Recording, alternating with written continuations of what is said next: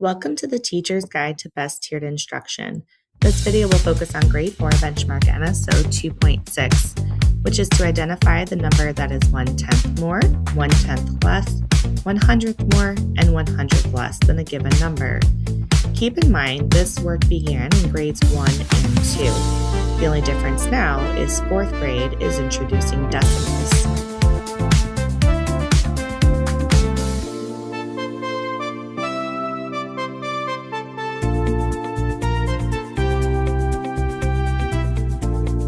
As students begin work with decimals, it's really important to reintroduce the place value blocks and manipulatives that they will be using.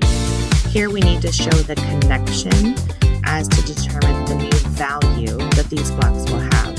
So with the rods, it takes 10 of them to make the flat, so now we're going to call it 1/10. The cube takes 100, so we're going to call this 100th. I've paired the base 10 blocks with place value discs to show proportionality. When students also are introduced to decimal, we could use money. This is a great connection to real-world context and will definitely assist when working with word problems. But again, show the connection between all of the coins and the dollar. To begin, we'll start with 1/10 more and 1/10 less. Notice that I've labeled them above and below the given decimal to reinforce the concept of more and less. Students can build the given decimal and then physically remove a tenth to show 1/10 less, as well as starting with that original decimal, then going to 1/10 more and adding 1/10. Again, I start with base 10 blocks to show the proportionality and the relationship.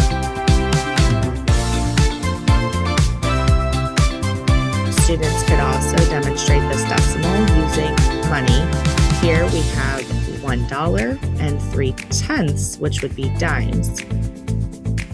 This will also reinforce that there is still a hundredths value at play.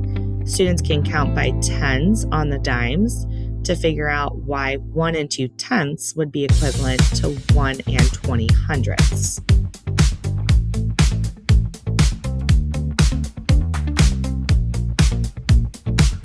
In this example, there are no wholes and there's 9/10. So students figuring out 1/10 less by removing one of the rods should be simple. But now, as we move into 1/10 more, we face regrouping, having the conversation again about the relationship of it takes 10 of these tenths to make one whole flat. And you could talk about the various ways to rewrite that whole number, including the decimal side. Again, we take a look at if this was represented with money, it would take 9 dimes, which students could come up with 90 cents. And then counting by tens to reinforce that this is the same as 8/10 or 80 hundredths because of the value.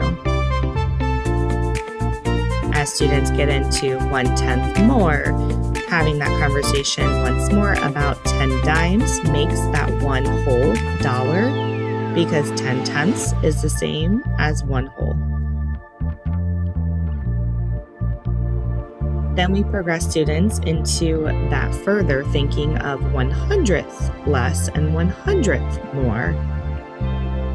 I've written them to the sides because later we are going to do all 4 components. Also, 100th less and 100th more should be a smaller step because these decimals are closer. I've kept the place value discs also in this video to show that you can trade these out for place value discs.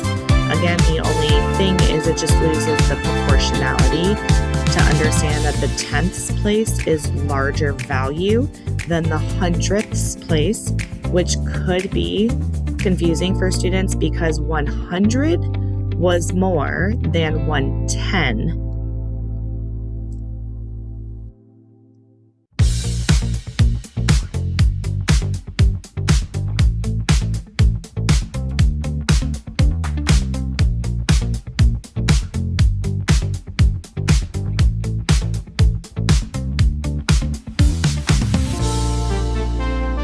move away from the manipulatives, now we still use a graphic organizer, this one having the 1/10 and 100th more and less, again above the given decimal and below the given decimal. I've also created a bottoms-up hundredths chart because this should be familiar with students as they worked with a 100 chart in grades 1 and 2, more so in grades 1. Here, the students find that given decimal, and I've used a see-through tile to show when we're doing 100th more or less, we're looking at the decimals that are to the left and the right. This matches the previous whiteboard work that we did, where it was on the sides. As we move into the 1/10 more and 1/10 less, this should be a bigger jump away from the given decimal. So I've overlaid a different transparency to show when we're doing with tenths, we're moving up and down the place value chart.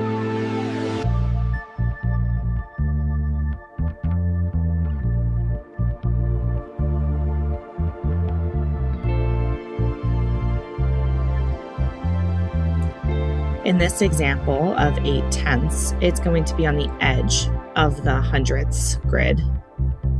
So the hundredths or the tenths is going to be easier to start with than the hundredths. But then again, have the conversation about the equivalence of 80 hundredths is the same as 8/10ths. But as I lay it to the side, it's not as easy to show what is 100th more.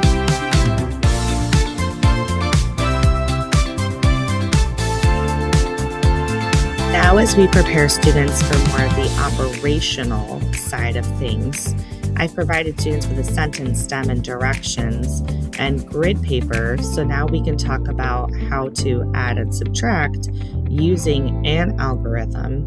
Here, I'm focused more on the place value that's changing, so I'm going ahead and use the traditional standard algorithm. And students have now the understanding of why we can put a 0 in the hundredths place, even though it says 1/10 more. I then change it to 100th more, writing it as decimal form, again making sure that that place value is lined up.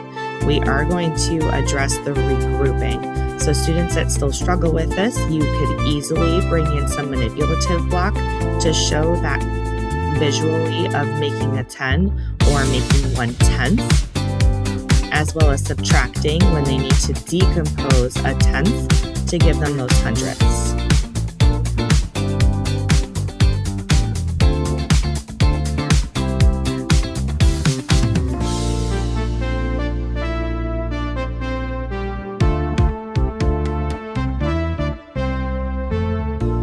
This is very similar to the last activity, but now I have all of the operationals written as fractions, which is also something that I need to know in 4th grade. And I've included the decimal grids for students to visually show the decimal and do the work. This is more random and could be more of a game because students have the option to pick which one of the 4 that they want to demonstrate.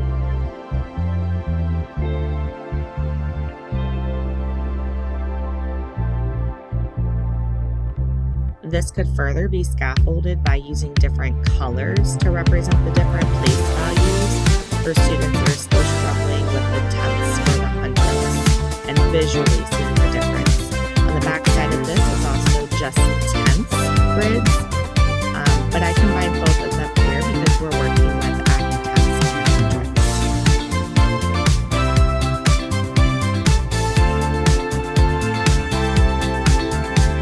Thank you so much for watching today. I hope you guys took away a few new ideas that you could start with students. Again, decimals are new to them, so it's really important that we do the work so that they have that flexibility as we move into operations with decimals. If you have any comments, suggestions, or questions, let me know. Have a great day.